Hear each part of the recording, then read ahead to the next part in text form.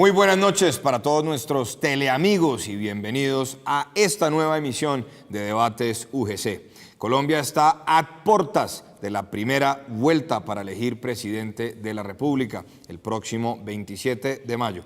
Pero además, todos los rectores y vicerrectores en América Latina estamos a puertas de nuestra Conferencia Regional de Educación Superior, que se llevará a cabo en este año 2018 en la ciudad de Córdoba, en Argentina. Vamos a conmemorar el centenario de la Declaración de Córdoba, el Manifiesto de Córdoba. Y sobre esto, pues se han dicho muchísimas cosas. De manera que hoy vamos a conversar un poco sobre educación superior. ¿Qué es lo que está pasando en Colombia? Algunos están exigiendo que la educación superior en Colombia sea gratuita, pero resulta que la educación no es gratuita. Alguien la paga. Lo que deben de exigir algunos, supongo, es que la pague el Estado. Pero el Estado se financia de los recursos que recibe por impuestos, por explotación de hidrocarburos y otras tantas cosas que allí están en las finanzas públicas. Educación gratuita, la verdad es que no hay. Hay educación financiada o costeada por el Estado. De manera que hoy vamos a hablar de educación superior y elecciones 2018. Quiero saludar de manera muy especial al doctor Rodrigo Riaño Pineda, nuestro vicerrector académico en la Universidad La Gran Colombia. Rodrigo, bienvenido a Debates UGC. Santiago, buenas noches. Como siempre, un placer estar aquí en este espacio de Debates UGC, sobre todo en un tema como este. Dice el profesor Julián de Subiría, me llama la atención esa frase, dice, si tu candidato no sabe cómo cambiar la educación, cambia de candidato, ¿no? Entonces, por allí yo creo que ya tenemos que empezar a revisar. Yo he revisado con juicio las propuestas de todos los candidatos, veo mucho la palabra gratuidad, veo mucho la palabra las mejores universidades, pero ¿cuáles son las mejores? ¿Cómo es la gratuidad? Ahí. Nos acompaña también en la noche de hoy Edwin García, nuestro coordinador del programa de licenciatura en filosofía de la Universidad La Gran Colombia. Edwin, bienvenido y de antemano felicitaciones por la obtención de ese nuevo registro calificado para la licenciatura en filosofía. Muchas gracias, doctor. La idea es plantear hoy algunos enunciados referentes a la educación y sobre todo a ese planteamiento que hay hoy de bueno, ¿cómo hacemos con la educación gratuita? Y si efectivamente podemos pensar en trayectoria, ese tipo de conceptos. La idea es esa y para eso estamos acá, ¿no? Muchas gracias por la invitación. Muchas gracias, Edwin. Nos acompaña Demar Córdoba, profesor de Derecho Constitucional en la Universidad La Gran Colombia y periodista con gran trayectoria en Radio Red de RCN. Demar, bienvenido a Teleamiga. Muchas gracias, Santiago. Buenas noches a todos ustedes y también a los teleamigos que a esta hora nos ven en directo. Pues sí, un tema muy importante, Santiago, porque hay que ver qué es lo que le proponen los candidatos presidenciales a Colombia en un tema tan importante como es la educación, porque siempre lo hemos dicho, la paz no está en La Habana o no estuvo en La Habana ni tampoco en el Teatro Colón o en Cartagena. La paz está en la educación. Y nos acompaña también Felipe Torres, presidente del Consejo Estudiantil de la Facultad de Derecho de la Universidad La Gran Colombia, con quien hemos tenido ocasión de conversar sobre estos temas en reiteradas ocasiones. Felipe, bienvenido una vez más a Debates UGC. Muchas gracias, rector. Buenas noches a todos los televidentes que nos están viendo, que vamos a discutir un tema del que los jóvenes tenemos mucho protagonismo. Todos ustedes ya tienen una edad en la que ya han pasado cursos de educación superior. Nosotros somos los que vamos a mirar estas políticas que los candidatos tienen y vamos a vernos beneficiados o fracasados con estas políticas. Bueno, yo quiero empezar por lo siguiente y de antemano quiero saludar a todos mis colegas rectores con quienes compartimos en el último Encuentro Nacional de Rectores aquí en Bogotá y con quienes seguramente vamos a compartir también en Argentina y posteriormente en el nuevo Encuentro de Rectores en el mes de octubre de la Asociación Colombiana de Universidades ASCUN. Pero tengo esta inquietud. Se está hablando mucho en los programas de los candidatos de la gratuidad, que la educación tiene que ser gratuita, sobre todo para los estratos 1, 2 y 3, que no pueden de alguna manera costear la educación superior, etc. Y siempre aparece ahí como a la sombra este tema del programa Serpilo Paga. Serpilo Paga es un programa del gobierno nacional que lo que busca es financiar, pagar las matrículas de los estudiantes de bajos recursos que son muy juiciosos, que obtienen excelentes resultados en las pruebas Saber 11 y exigen que tienen que estudiar en universidades acreditadas de alta calidad, siendo que la acreditación institucional pues es un proceso que otrora era voluntario y en la ley de hecho aún es voluntario. Pero la pregunta es la siguiente: ¿qué pasa con los no tan pilos. Es decir, cuando yo veo, como lo veo en el departamento del Tolima, en el departamento del Huila, que es donde, digamos, tengo pues mis raíces, y lo que veo allá es que hay muchos estudiantes que van a las escuelas rurales, luego terminan su bachillerato en los centros urbanos, en las cabeceras municipales, donde en muchas ocasiones los colegios no son de la mejor calidad, pues por las limitaciones presupuestales, de infraestructura, de acceso, de tecnología que hay allí. Y entonces los resultados de sus pruebas Saber 11, por más de que quieran, no son los mejores y no logran competir a nivel nacional, digamos.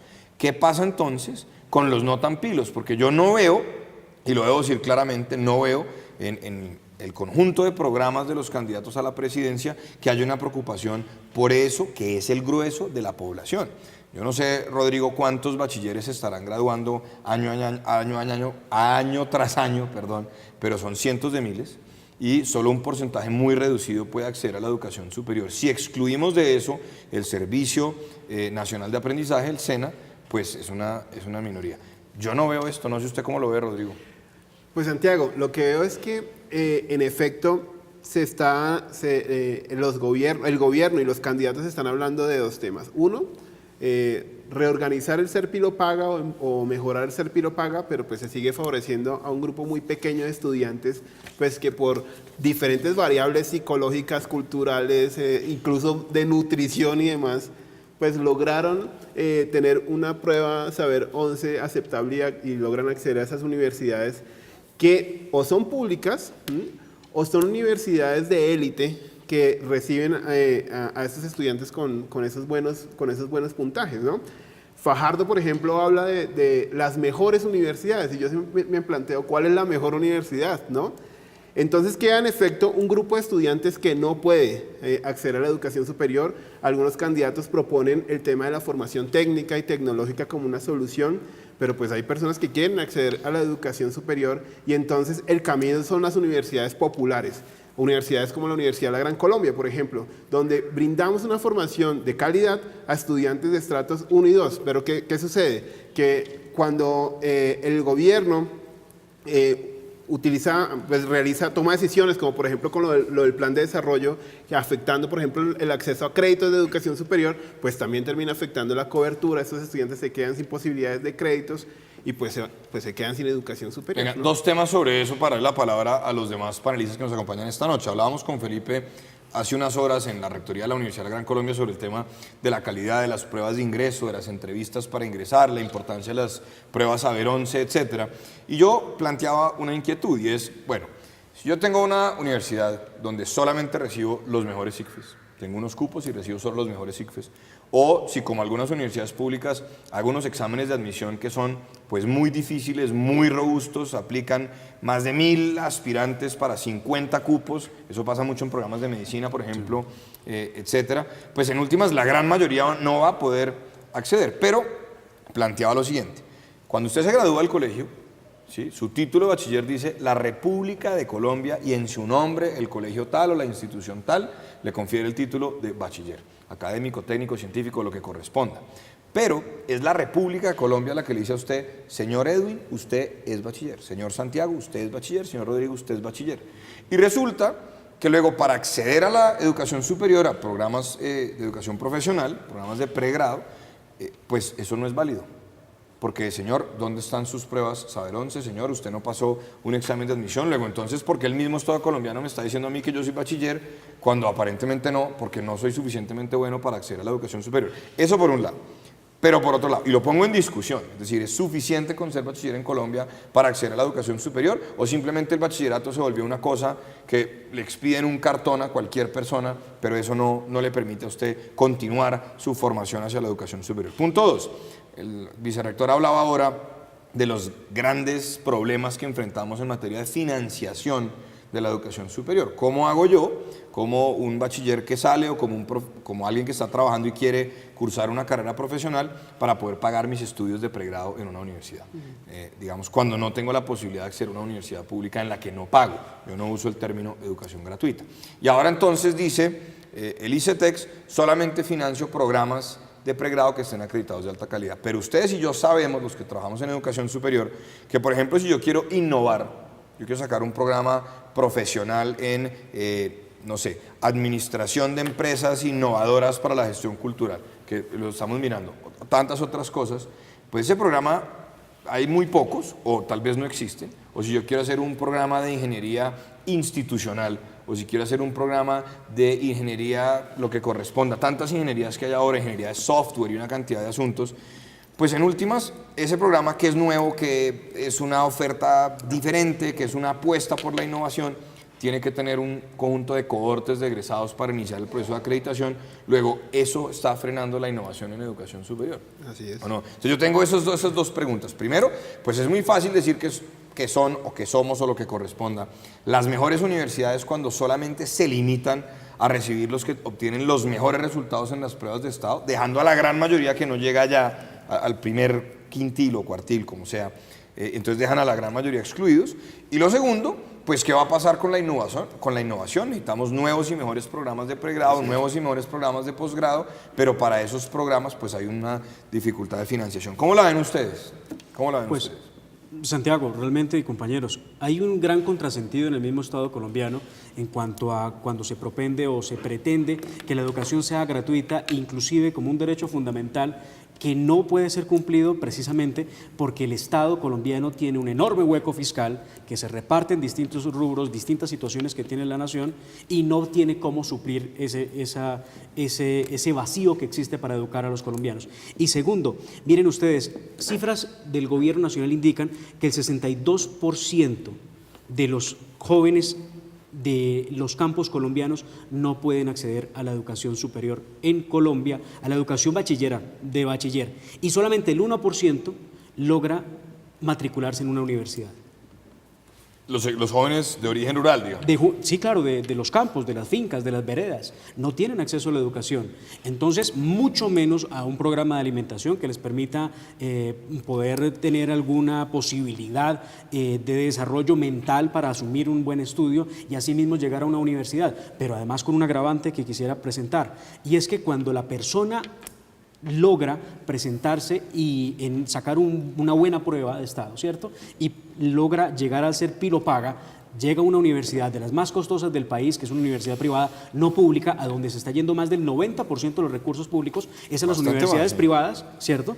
Para que la universidad privada le pueda dar educación a esas personas que vienen de los pueblitos, de la vereda y que logró ser pilopaga. Pero llega y si él no logra cumplir con la expectativa, tendrá que reembolsar el dinero porque no logró cumplir con el fin de haber cursado su carrera universitaria en esa situación con la beca o con la posibilidad que le da ser pilopaga. Para mí es un gran problema. Bueno, a ver, Felipe, usted es el estudiante de la mesa. ¿Cómo ve estos temas? Rector, como usted lo decía, en departamentos, por ejemplo, de La Guainía, Baupés, Amazonas, que no tienen universidades acreditadas, esos estudiantes tienen que irse a otros departamentos del país, endeudarse para conseguir alimentación, hospedaje, transporte, para estudiar en esas universidades que se llaman acreditadas según los estándares. Y como usted lo dice, la ley dice que es voluntario, pero el gobierno de facto lo ha puesto obligatorio para acceder a recursos de educación superior. Y también en este tema hay que hablarse sobre todos estos movimientos que exige el gobierno. Por ejemplo, como lo decía el vicerrector, con el plan de desarrollo, hay universidades, más o menos de 40 creo que están acreditadas, que son las que tienen recursos del ICETEX. 40.000 estudiantes que no pudieron estudiar este semestre en universidades no acreditadas no podrían irse a esas 37, 40 universidades. Entonces, esas universidades acreditadas tampoco tienen la capacidad para recibir a todos los que no pueden acceder a recursos del ICETEX. Entonces, es una crisis que el gobierno ha intentado tener. Dijo que quería hacer una Colombia más educada 2025, pero además otra cosa, destinó todos los presupuestos de regalías a carreteras. Lo que estaba destinado para ciencia, innovación y tecnología, ahora va para carreteras. No vamos a investigar cómo hacer una carretera que dure, sino vamos simplemente a poner asfalto, cuando ese dinero hubiera podido ser en investigación para mejorar la calidad, el acceso a la cobertura. Entonces, se ve que las políticas del gobierno han fallado a largo plazo. Ahora, quiero sugerir una lectura. Antes de dar la palabra al profesor Edwin, quiero sugerir una lectura. Los autores Clayton Christensen y Henry Eyring, en el año 2011 tal vez, escribieron un libro que se llama The Innovative University, la universidad innovadora. Ellos dicen tres cosas que a mí me parecen interesantes para este debate y para que los candidatos a la presidencia lo tengan en cuenta. Ascun, por ejemplo, tiene un documento que para mí es muy general de lo que debemos hacer en educación superior. Entonces, asumo esta tesis de Christensen y de Eyring en el siguiente sentido. Dicen tres cosas. Primero, en un momento las universidades valían por los profesores que tenían, es decir, unos grandes maestros con gran trayectoria, gran experiencia, digamos un ejercicio profesional intachable, muchas publicaciones, etc. Y lo que hemos visto, Brigham Young University, esta de los mormones y otros ejercicios nuevos de otras community colleges que avanzan a ser universidades, es que hoy por hoy lo que están pidiendo las empresas son las competencias que en efecto desarrollaron sus estudiantes. Es decir, puede haber un estudiante que vio clase con el maestro de maestros y resulta que sacó 3,01 y no desarrolló las mismas competencias que otro que de pronto vio su clase con un profesor más joven, pero que transmitía mejor, generaba más amor por el conocimiento. Entonces, es la primera tesis de estos dos autores. Dicen, oiga, ya no son tanto los importantísimos maestros que hay, que son muy importantes. Yo soy profesor, aquí todos somos profesores, etcétera, sino el desarrollo de las competencias de los futuros profesionales. Dos, y esto también me interesa mucho, ya no es el estudiante tiene que adaptarse a lo que la universidad está ofreciendo allá, sobre todo en educación presencial, sino que el estudiante quiere diferentes modalidades, quiere poder estudiar en su tiempo, quiere poder adaptarse o adaptar su agenda para poder estudiar en diferentes momentos, y de ahí pues las modalidades a distancias, las modalidades online, las modalidades de la jornada nocturna, jornada continua, bueno, tantas cosas que hay. Ya no es el estudiante que tiene que hacer todo para adaptarse a la universidad, sino las universidades tenemos que estar viendo qué está pasando con los millennials, con los centennials, con lo que corresponda, y ver cómo llegamos allá para que quieran estudiar y tengan todas las posibilidades. Esa es una segunda.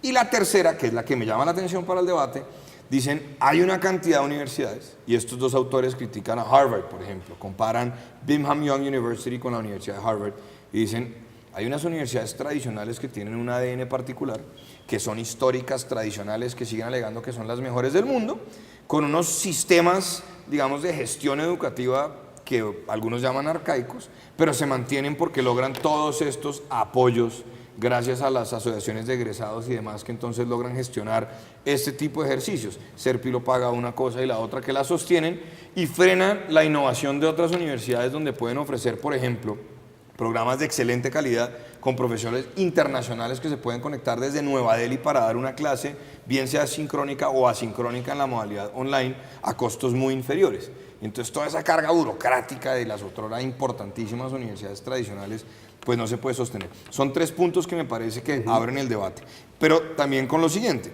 Los rectores de universidades públicas permanentemente están exponiendo la queja de que no les han incrementado los presupuestos, porque el presupuesto de las universidades públicas solo sube de acuerdo con el índice de precios al consumidor y sus gastos sí se incrementan, pero es que los gastos de funcionamiento son muy altos.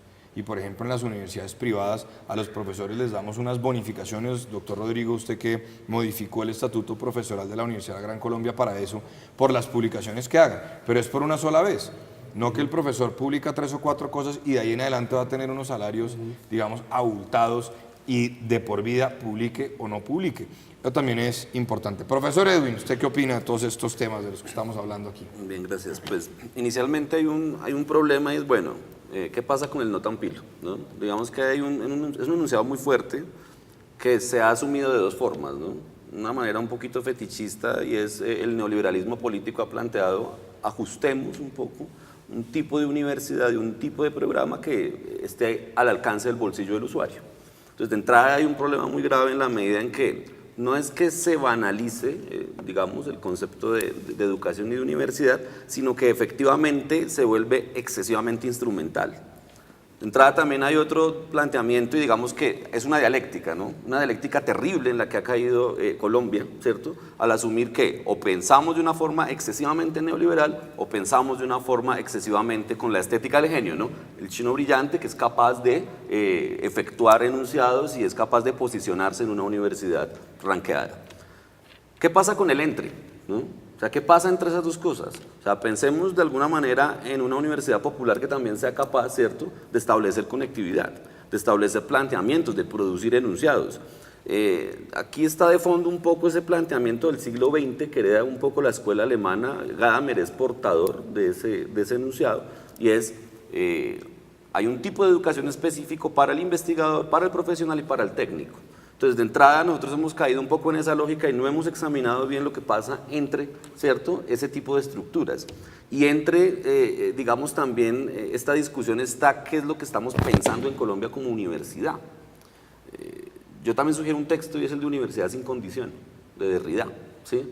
En ese texto pasa algo muy bonito y es que Derrida hace como un análisis de la universidad contemporánea y plantea, efectivamente la universidad forma, claro, no le podemos quitar el papel formativo, ni el papel ético, ni el papel político, pero la universidad también debe ser el lugar en el que se produce la subjetividad. Y es el lugar en el que se producen también, no solamente modos de ser, sino que se crea también, se crea de otra forma, de una forma no tradicional. Entonces yo pensaría que hay un entre que no se ha examinado ni en las propuestas, digamos, de candidatos actuales, porque todos, el lenguaje sí, como lo dice el doctor Rodrigo, es muy particular, ¿no? Es el lenguaje de la equidad, el lenguaje de la inclusión, ¿cierto? Y parece a veces muy vacío, ¿no? Es un lenguaje vacío en el que uno dice, bueno, ¿y cómo vamos a entrar con lo intermedio? ¿Sí? ¿Cómo vamos a entrar con el intermedio que no necesariamente es digamos que es el grueso de la población? ¿Sí? Oiga, yo lo escucho con mucha atención y pienso en otro autor, digamos, Max Weber, y esas conferencias del político y el científico, digamos, la ciencia como vocación, la política como vocación, el papel de la universidad. Hace poco compartíamos con el presidente de la universidad el texto de Ortega y Gasset, ¿no?, sobre el sentido de la universidad, pero aquí se piensa, hay frases que me molestan a mí, porque cuando usted lee la Constitución Política de Colombia, además usted que es profesor de Constitución, artículo 13, donde todos nacemos libres e iguales ante la ley, no habrá discriminación, etcétera, etcétera. Y uno ve que los padres de familia con mucho cariño le dicen a sus hijos, mijito, vaya a la universidad para que usted sea alguien en la vida. Vaya usted a la universidad para que usted se supere. Vaya usted a la universidad para que no le toque tan duro como me tocó a mí. En esa idea que además tiene un trasfondo de ingresos y socioeconómico detrás muy marcado. Eso no pasa en otros países. Es decir, cuando yo veo que, por ejemplo, insisten tanto, Edwin, en el tema de la gratuidad y una cosa y la otra, y nos comparan con Alemania, y con Finlandia y con Noruega, yo digo, perfecto, pero es que en Noruega usted vaya o no vaya a la universidad, sigue siendo un ciudadano con los mismos derechos y el tema de la igualdad ante la ley y la igualdad de ley está ahí vigente. Aquí se piensa que no. Todo esto que hemos visto de los usted no sabe quién soy yo sí fui a la universidad, estudien, etcétera, pues eso implica que hay una sociedad profundamente desigual, donde hay que replantear también, y lo comparto mucho con Edwin, el papel de hacia dónde va la universidad en el sentido. Pero vamos a ir a una pausa y ya regresamos aquí en Debates UGC. No me quiero ir sin recordarles a todos nuestros teléfonos de contactos en Bogotá, 287-8355, nos pueden escribir al WhatsApp 322-845-8232, seguirnos también en vivo en www.radioamigainternacional.com, porque recuerden, Debates UGC es para que todos los teleamigos también participen en estos debates que promovemos siempre desde la Universidad La Gran Colombia. Vamos a una pausa y ya regresamos aquí en Debates UGC.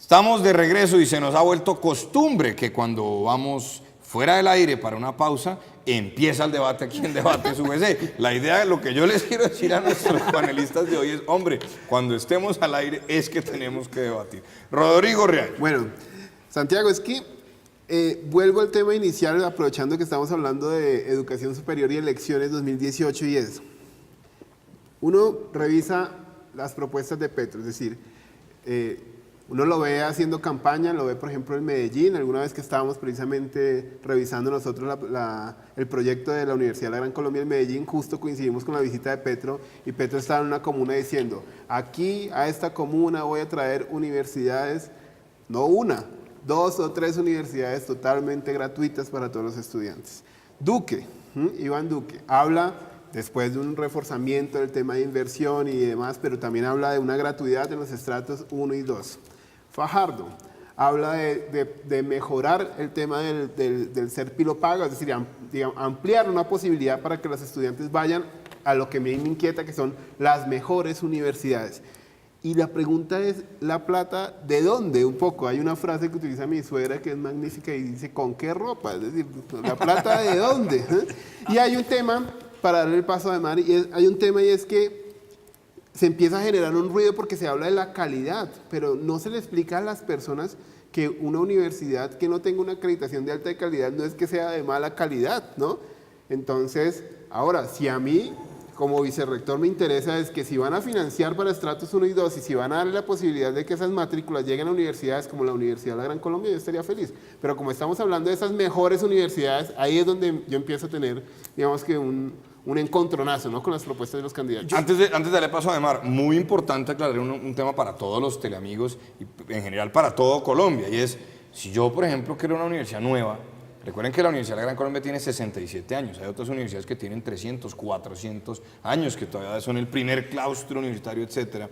Pero si alguien quisiera crear una nueva universidad, de cualquier tipo, pues eso le va a tomar varios años para poder cumplir con una cantidad de requisitos para presentarse a la acreditación, y no por eso la universidad es mala, porque si fuera así, entonces el otro era Rick's College, hoy Brigham Young University, sería mala. O entonces todas las universidades que han surgido recientemente, pues entonces también serían malas. Eso me parece que es un tema que hay que precisar. El proceso de acreditación institucional de alta calidad es un proceso voluntario, es un proceso para el que las universidades, si así lo deseamos, y nosotros igual también lo deseamos, tenemos que organizarnos para que sea sostenible y no tener que subir de manera desproporcionada las matrículas. Yo le cuento a todos los teleamigos y a todos los que están aquí en la mesa, cuando a mí me preguntan por la acreditación, yo digo sí, acreditación sí, pero tengo una condición: sin subir matrículas de pregrado de manera exagerada. En la Gran Colombia subimos las matrículas el IPC más el 1 o el IPC más el 1.5 máximo, porque es lo que hemos acordado en la convención colectiva con todos los trabajadores de la universidad.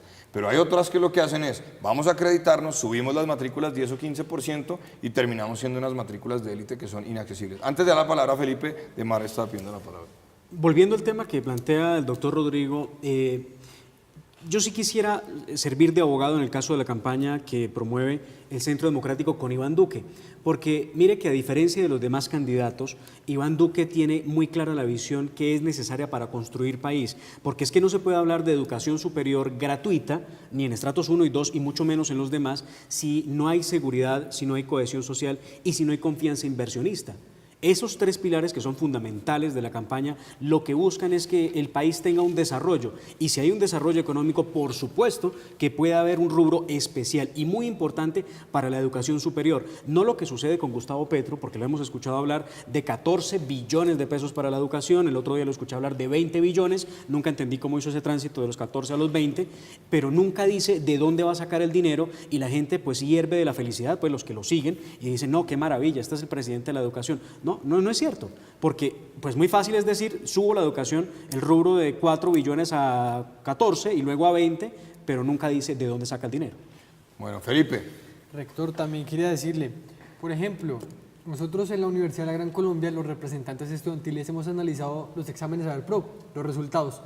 Le va muchísimo mejor a los gran colombianos que a esas universidades ranqueadas, y pagamos muchísimo menos por educación. Entonces, ese mensaje de que si se quiere tener acreditación deben pagar los estudiantes más de 15 millones al semestre es un mensaje equivocado, porque no garantiza educación. A mí también en los resultados me fue muchísimo mejor que universidades tan altas, y en ese caso también podría plantearse la gratuidad redistribuyendo mejor el presupuesto. El año pasado fueron 38 billones, pero un poco porcentaje fue para inversión, se van para gastos de mantenimiento, como lo decía. Entonces, 93% de los recursos que se destinan a las universidades públicas son para funcionamiento. Y en ese caso, esa plata podría redistribuirse, aumentar la cobertura, la investigación. Y un ejemplo de ello podría ser la Universidad de Antioquia. Ya crearon la primera universidad digital de la Gobernación de Antioquia. Eso va a reducir muchísimo la nómina y podrían aumentar la cobertura. Entonces puede haber educación de gratuidad, y también hay que ponerle el debate a la educación técnica y tecnológica, que es muy amplia en Alemania y estos países europeos. El estudiante no tiene que ir a hacer una carrera profesional, puede hacer una técnica y tecnológica, y no por eso es menos, y puede acceder a un trabajo formal. Pero ¿no cree que ahí está el rollo? En Alemania no por eso es menos. Pero fíjese que aquí, como tenemos esa idea de supérese, papito, vaya a la universidad, entonces ahí hay un problema. Voy a interrumpir, tenemos una llamada, nos llama Antonio desde la ciudad de Bogotá. Antonio, buenas noches y bienvenido a Debates UGC. Buenas noches, señor rector. Mi pregunta es la siguiente. ¿Vale la pena en Colombia hacer una carrera profesional teniendo en cuenta que al salir a la oferta laboral es muy mínima? ¿Es muy qué? Muchas gracias por su aporte. Antonio nos pregunta, ¿vale la pena cursar una carrera profesional sabiendo que una vez usted termine su carrera, es decir, se gradúe, la oferta laboral es muy reducida? ¿Qué opinan nuestros panelistas? Bueno, yo me atrevo a señalar que en la Universidad de la Gran Colombia vale la pena estudiar una carrera profesional. ¿Por qué? Porque estos datos no los estoy diciendo yo, los dice el Observatorio Laboral de Educación. La tasa de absorción de los egresados de la Universidad de la Gran Colombia en el mercado laboral es altísima. Es decir, cerca del 90%. Es decir, que nuestros egresados de todas las carreras entre 3-6 meses ya están vinculados laboralmente, y los ingresos que perciben son ingresos que son entre 2-3 salarios mínimos, y que según los estudios también muestran que en la medida en que se realizan especializaciones y estudios de posgrados, pues este salario va a igualar el salario que obtienen egresados de universidades que podríamos llamar de élite o de otras universidades. Entonces, vale la pena en universidades como la Gran Colombia, por ejemplo. Edwin. Digamos que en función de la pregunta y en función de varias cosas, claro, vale la pena. El problema es que uno tiene que atender muy bien digamos, a lo que está pasando en este momento en la política, y es que la política tiene una marcada tendencia a acentuar que hay universidades medias que son colchón, ¿cierto? Y que efectivamente esa universidad media colchón lo que hace es acentuar un poco la dialéctica de universidades súper, universidades malas. Parece que, digamos, en Colombia se le ha quitado, se le ha deslegitimado a la Universidad Popular, ¿cierto?, el papel de que también produce saber. Claro. ¿Sí? La Universidad Popular produce saber. Ahora, digamos que en términos concretos y de segmentación, se le ha segmentado de tal manera que se le ha dicho, no, es una universidad profesional. Y efectivamente no, eso no ocurre. En universidades como la Gran Colombia tenemos, por ejemplo, currículos de avanzada, ¿cierto? Currículos problemáticos que no necesariamente son currículos técnicos, ni tecnológicos, ni profesionales, y que sí le apuestan a la investigación también. La investigación no solamente necesita tradición en una universidad, la investigación también necesita una apuesta de cómo construimos conocimiento en red, cómo hacemos para pensarnos los problemas conjuntamente, pero sobre todo también cómo hacemos para plantear los problemas en conjunto. Mire, yo quiero hacer un aporte adicional. Cuando Julio César García Valencia, fundador de la Universidad de la Gran Colombia, año 51, cuando en esa década dura de los 50, dice, todos tienen que tener la posibilidad de estudiar, pero él tenía una filosofía muy clara detrás de eso, decía, y todo aquel que trabaje y quiera pagar sus estudios, tiene que tener esa posibilidad, porque si algo hemos tenido claro, es que usted es libre cuando usted es autosuficiente.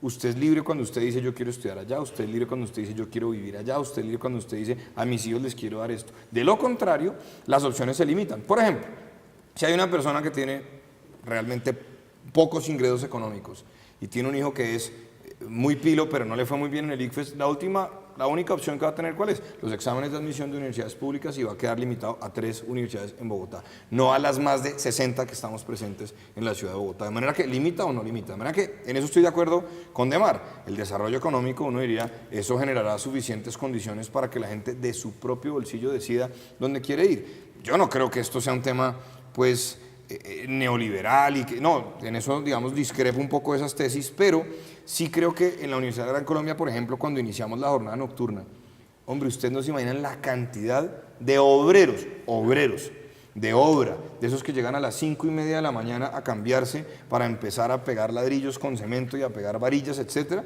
Por las noches estudiaron en la Universidad de la Gran Colombia y hoy son ingenieros civiles de la Universidad de la Gran Colombia, entre esas uno que es nuestro decano y doctor en geotecnia.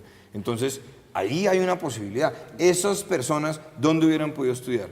¿Hubieran podido acceder al Serpilo Paga? No, no hubieran podido acceder al Serpilo Paga. ¿Hubieran pasado el examen de admisión en una universidad pública de, entre comillas, excelente calidad? Tampoco lo hubieran podido hacer. Y entonces, ahí es donde yo digo, la política pública que es. Tenemos un mensaje de WhatsApp que me está haciendo llegar aquí Claudia Garzón. Nos escribe Javier de la Cumbre, desde el Valle del Cauca.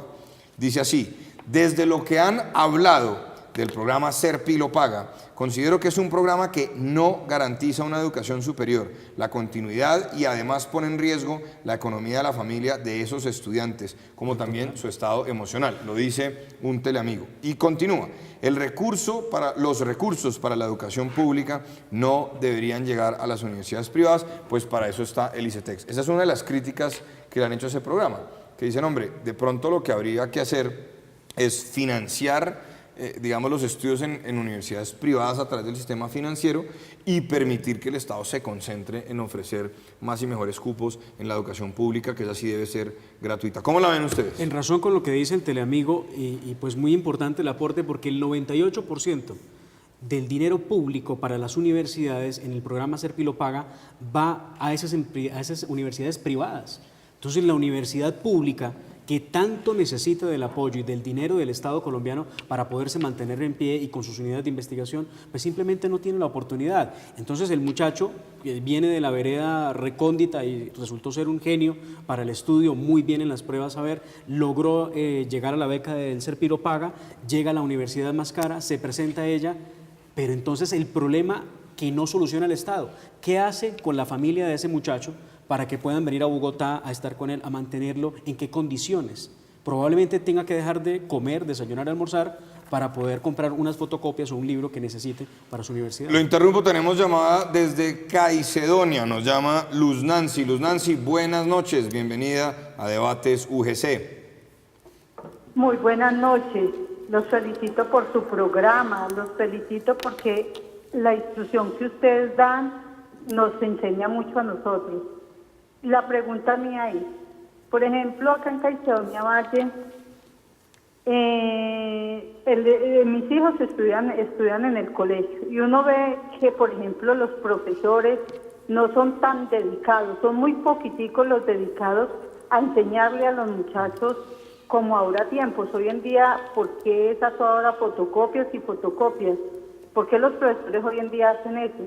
En vez de enseñarle como enseñaban anteriormente, en el tablero, en el cuaderno. Bueno, muchas gracias Luz Nancy por su comentario, por su aporte. Felipe. Rector, me parece interesante, algunos candidatos han mencionado una articulación que debe haber, como por ejemplo, Fajardo ha mencionado la articulación entre bachillerato, que tengamos profesores que, aunque tienen tradición de normalistas, que no tienen magíster ni doctorado, tienen muy buenos conocimientos, mejorar el bachillerato y después el desenganche que tiene el estudiante de la universidad. Uno mira las ofertas laborales y dicen, se requiere estudiantes de primeros semestres con 2 años de experiencia. Entonces, no existe esa articulación del sector empresarial con las universidades. Me parece que han habido candidatos, reitero, como Fajardo, que articulan eso antes de la universidad y después de la universidad, que es donde debe haber mucha articulación. Pero antes de dar la palabra al vicerrector, quiero dar la palabra a Edwin porque dirige un programa de licenciatura donde estamos formando a los futuros maestros, ¿no? El problema del profesor es bastante agudo, ¿sí? Dice la teleoyente que hay algo muy puntual, ¿no? Y es profesores que enseñan a leer con fotocopias, ¿no? Nosotros no leemos libros, siempre, y eso es un hábito que también se tiene en la universidad, ¿no? No leemos libros, leemos fotocopias. Pero digamos que en el fondo, aquí pasa algo muy puntual y es el profesor cómo está formado también, ¿sí? El profesor está formado cuando uno examina un poco la política, tanto los estándares básicos como los lineamientos curriculares hechos en el 2002, que se renuevan el año pasado, ¿cierto?, que se denominan los derechos básicos de aprendizaje. Uno examina algo y es que la política parece estar bien hecha. La política es asertiva en términos de lo que pretende, de la comprensión a la que pretende llevar al estudiante. Pero el profesor es el que no es capaz de aterrizar, ¿cierto?, en cierto momento, esa política a través de la didáctica hacia un saber específico. Nosotros en la Universidad de la Gran Colombia, en la Facultad de Ciencias de la Educación, estamos, digamos, pensando esas condiciones también. Tenemos una licenciatura en filosofía que piensa de entrada que sí, también el problema está ubicado en la formación del profesor y necesitamos profesores competentes, con la competencia de pensarse los problemas en los que se sitúa el hombre hoy. No necesitamos más contenidos, no necesitamos más autores, no necesitamos más, ¿cierto?, un saber clásico que atiborra y que no es funcional. Entonces estamos pensando un currículo, el de filosofía, por ejemplo, está hecho en esa clave, ¿no? Pensemos problemas actuales, pensemos la manera de abordarlos y pensemos la forma de situar al estudiante ahí y situar al futuro profesor. Entonces, de entrada, digamos que la formación del profesor en este momento, o la que oferta una universidad como la Gran Colombia, es una formación en problema, ¿sí? Y digamos que esto resulta más atractivo porque el saber es útil. Si el saber no es útil, el saber se muere, sencillamente. Pero, y le voy a, digamos, quisiera hacerle una pregunta al respecto. Y es, ¿usted cree que faltan licenciados? Porque yo lo que veo es que hay muchos profesores, digamos, yo estudié historia en el pregrado y ciencia política, pero nunca estudié pedagogía, nunca estudié psicología educativa, nunca estudié neuropsicología escolar, no sé. Y pues sí, doy unas clases de historia en la Universidad de la Gran Colombia, Historia de Colombia, muy temprano en la mañana, pero no soy formado como maestro. ¿Usted cree, Edwin, que a este país le faltan licenciados bien formados? Porque Felipe hacía un comentario muy acertado y es, oiga, el tema puede estar desde el preescolar, desde el prejardín, pasando por la primaria y por el bachillerato. Yo compartía hoy con los representantes estudiantiles de la Facultad de Derecho en la Rectoría y yo les decía, mire, yo siento que aprendí a leer y a escribir hasta quinto primaria. Lo hablábamos hoy, ¿no? Decía, hasta quinto primaria, ahí aprendí a leer y a escribir. Y de ahí para allá, pues sí, todo fue, como dicen por ahí, un océano de conocimiento con un milímetro de profundidad, pero las competencias básicas creo que las desarrollé en una excelente primaria. ¿Será que nos están faltando licenciados, Edwin? Falta un licenciado que sepa de lo que está hablando. Nosotros hemos enfrentado un problema muy puntual, es que al licenciado se le forma muchísimo en el contenido y se le forma muchísimo en la forma del saber, ¿sí? No en lo esencial del saber o no en lo puntual del saber. Sí hace falta un licenciado, hace falta producir más licenciado, pero un licenciado que sepa de lo que está hablando. El licenciado sabe mucho de pedagogía, pero llega a un punto en el que no sabe de la disciplina. Digamos que esta disyuntiva no es para producir una polémica de si la pedagogía por la pedagogía está por encima de la disciplina, no. Es que sencillamente hay un saber específico que si usted domina y sabe, digamos que la pedagogía es un acto más natural y más genuino. Faltan licenciados, claro, pero falta también dar un viraje en la formación del licenciado, que es lo que estamos haciendo nosotros en la Facultad de Ciencias de la Educación, ¿sí? Dándole un viraje a esa formación. Bueno, vamos a una pausa y ya regresamos. Tenemos varios aportes en WhatsApp y seguimos invitando a todos los teleamigos a que nos llamen aquí para que estemos en vivo discutiendo sobre educación superior. Y ya les voy a preguntar a nuestros panelistas por quién van a votar. Vamos a una pausa y ya regresamos aquí en Debates UGC.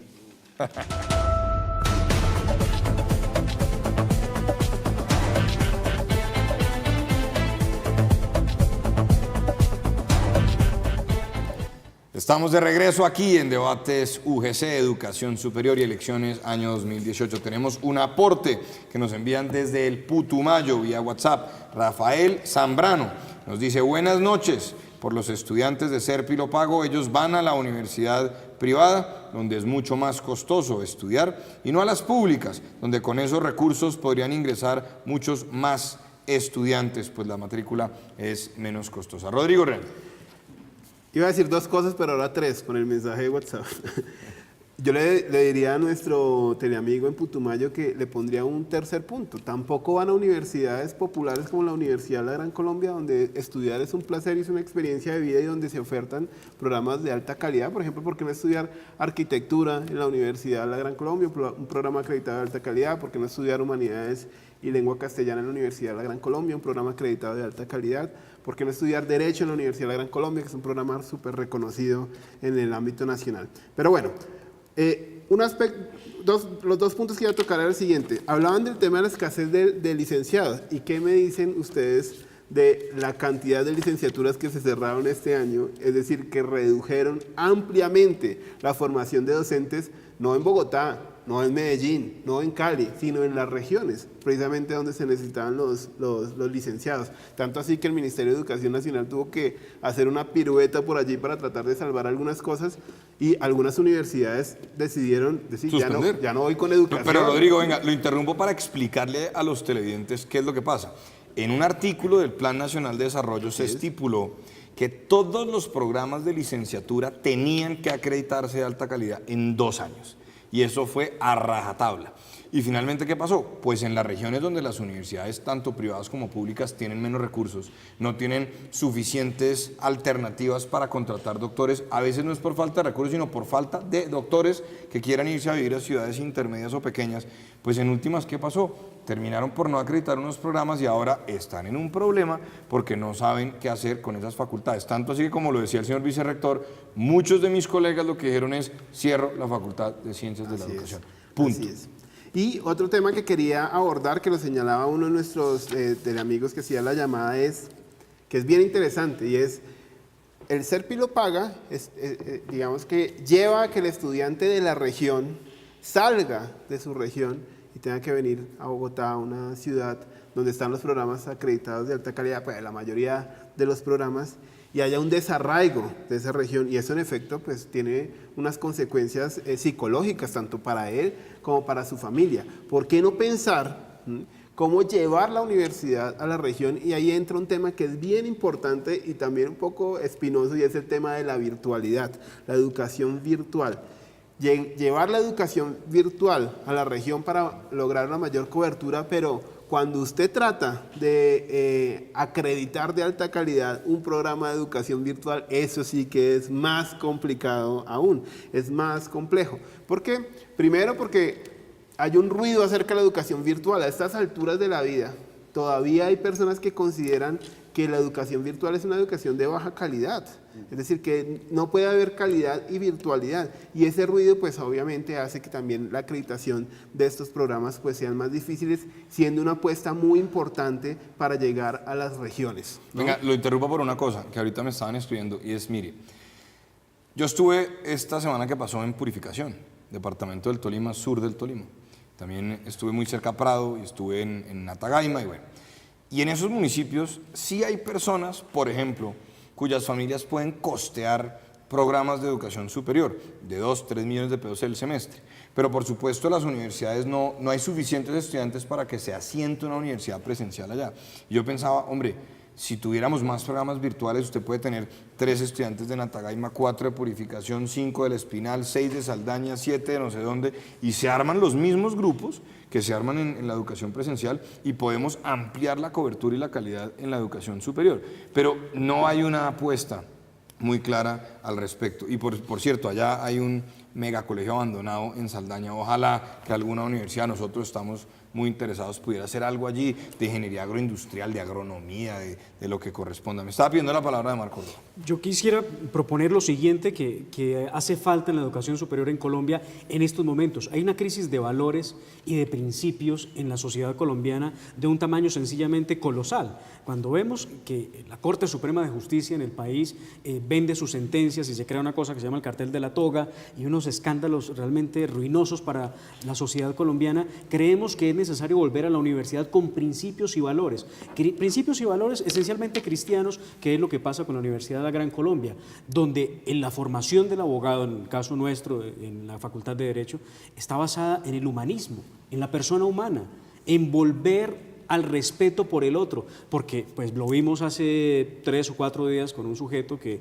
le gritaba a una señora de policía de tránsito que ella era una pobre mujer porque era policía de tránsito, y respetándola, pero entonces uno entiende, se crean profesionales, pero no personas, y una universidad popular como la nuestra crea personas y profesionales, que es un tema que se debe abordar, no solamente hablar de profesionales, hablar de personas también. ¿Usted recuerda que hace poco, no sé si ustedes la leyeron, no me acuerdo quién fue, que sacó una columna de opinión que decía: lo profesional no quita lo garbimba?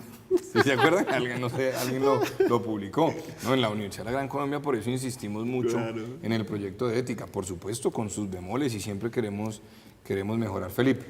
Pues 2 anotaciones. Primera, como lo decía nuestro profe, la Corte en todos sus integrantes no son corruptos. Hay gran colombianos que son personas decentes, y hay que tener en cuenta esto, que las instituciones deben protegerse. Cuando hablamos de la educación en decencia debemos hablar de las personas, no de las instituciones, porque crea un debilitamiento de la democracia que debemos combatir.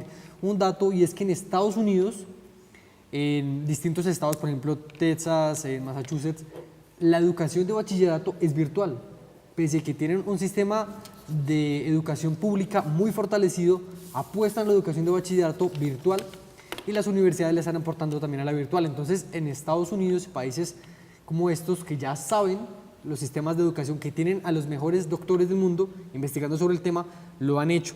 Y también hay que tener en cuenta que, por ejemplo, filósofos dicen que la educación debe cambiarse como la tenemos hoy en día. Enseñamos matemáticas, biología, pero no enseñamos competencias para ser felices. No enseñamos competencias para ser mejores personas en sociedad. No enseñamos competencias de cómo soportar una ruptura amorosa, digamos. Porque son competencias del próximo siglo. Esa puede ser una electiva interesante, doctor Rodrigo. ¿Cómo la ven ustedes? Porque, rector, en un futuro, digamos que los robots podrían tener muchos trabajos que actualmente tenemos y existirán trabajos que no existen hoy en día.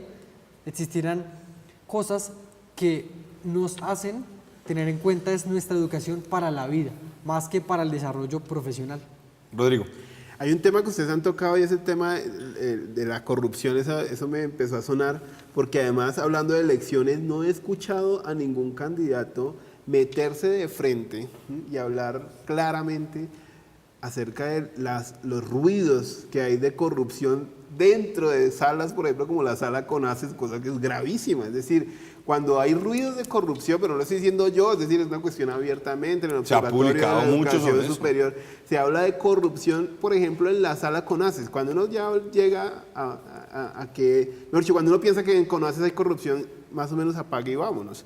Entonces, pero ningún candidato ha generado, no sé si es por mantener una relación ahí polite con el tema del ministerio y demás, pero es un tema que yo creo que la gente debe abordar, porque cuando el ruido suena, piedras lleva, es decir, ahí debe haber algo para entrar, para observar y para trabajar. Bueno, se nos está acabando el tiempo y lo prometí antes de ir a la pausa. Yo quiero que cada uno de los panelistas que nos acompaña hoy, para no meterlos en problemas, me van a decir cuáles son los 2 candidatos a la presidencia que más les llaman la atención. Voy a empezar por Demar Córdoba. Demar, los 2 candidatos que más le llaman la atención en este momento.